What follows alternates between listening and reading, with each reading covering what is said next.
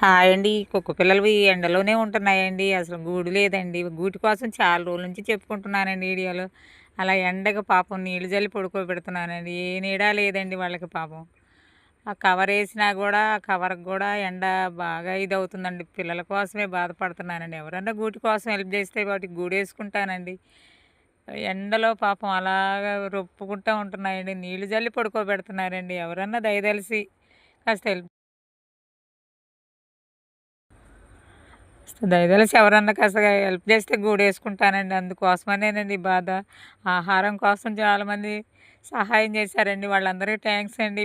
గూటి కోసం బాధపడుతున్నానండి. ఎండలకు తట్టుకోలేకపోతున్నాయండి పిల్లలు.